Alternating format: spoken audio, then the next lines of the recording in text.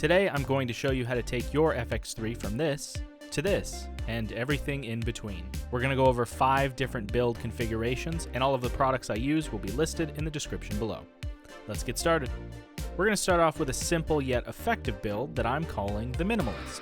It's a small, convenient camera package perfect for beginners. Just a quick note, all the rigs in this video assume you already have a memory card and a battery in the camera. First, we have our Sony FX3. Next, I'm going to add a Rode VideoMic Go. This is a great little microphone that allows you to record shotgun audio without needing any extra batteries. You could also use the handle that comes with the FX3 and a microphone. Next, I'm going to pick a random prime lens to throw on the rig. This one is the Sony 24mm G Master f1.4, which is a great wide-angle prime lens. Finally, and here's something different, the Peak Design wrist strap and anchor combo. This is going to safely tether the camera to our wrist in case we drop it. And that's the Minimalist rig. I picture people using this type of camera build while traveling or shooting run-and-gun style content. It's super lightweight and easy to maneuver while also staying very small. Honestly, I don't know why I don't shoot like this more. I'm having a lot of fun. Next, we're moving into a rig I call Vlog. We're going to start with a cage for our Sony FX3. This is the Small Rig Cage V1, which has been succeeded by a new design from Small Rig that will also work in this instance. Let's just get all that screwed in place. Next, we have our audio with the Rode Wireless Go 2 kit.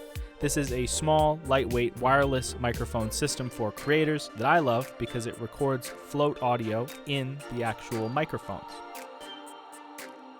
We're going to go back to the same lens for this one, the Sony 24mm G Master f1.4, because it's the widest lens I own and you want wide for vlogs. This time, however, we're going to put a filter on it, starting with the SimMod Lens 67 to 82mm adapter. Now, I love SimMod lens adapters because they have a knurled texture on the outside that make them easy to grab even when wet. They're also built super solid. Next, we're going to add a variable ND filter to control how much light is going into the camera. This unit is from ProMaster, and while it is a bit pricey, it doesn't add a color cast to your images like cheaper variable ND filters. Now, don't laugh because this is going to look a bit weird, but this is an old handle, again from Small Rig. We're going to screw it into the bottom of the cage like a pistol grip so we can hold our camera in the vlog style. Finally, we want to be able to see our monitor even in bright environments, so I got this Small Rig monitor hood. It slides on super easy, and for a couple of bucks, I always keep it in my bag. And that's the Vlog build. It's small, relatively lightweight, and it should be pretty effective at shooting content. Next, we move on to the handheld build. We're going to start with the FX3 and the Small Rig cage already on the camera. We're going to add this Small Rig top handle. I like this particular top handle because it works on the NATO rail and also has a stop-start button which you can use if you plug it into the camera. Let's add a new lens this time, the Sony 50mm G Master f1.4, which is a great lightweight video lens. Next, I'm going to add this small 4-inch rail from Small Rig, and you'll see why in a minute. On this rail, I'm going to add the Shape Swivel Monitor Mount Kit.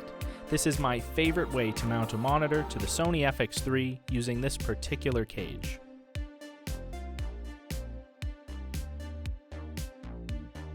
Next, we're going to add the Atomos Ninja V, which you can see is compact and adjustable when using it with this monitor mount.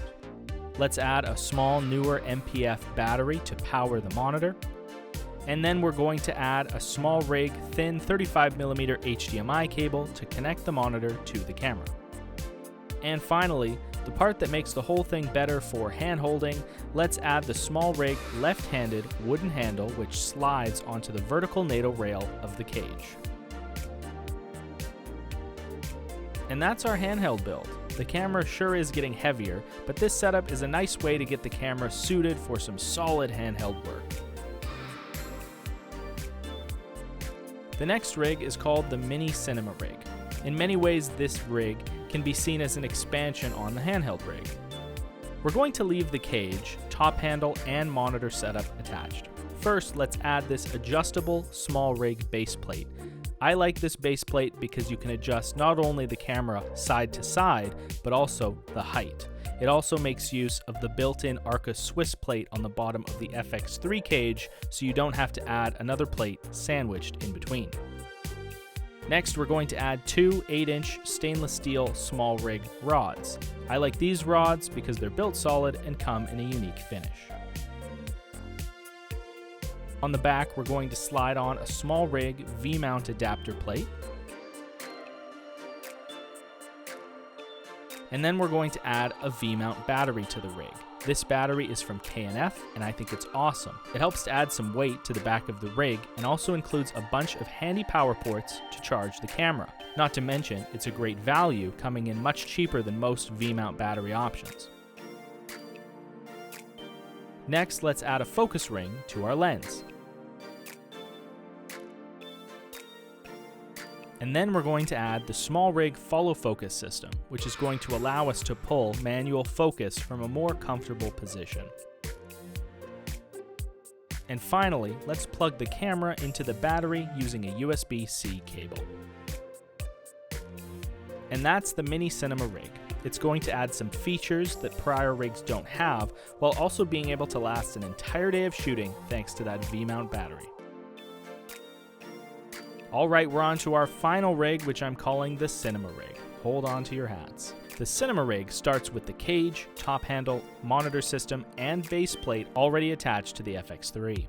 First, we're going to add two 12-inch black rails from Small Rig. These are a more standardized size than our previous rails. And you know what? Let's change out that lens. Just for fun, we're going to put on the Sigma 24-70 f2.8. We're also going to reattach our V-mount battery plate from Small Rig.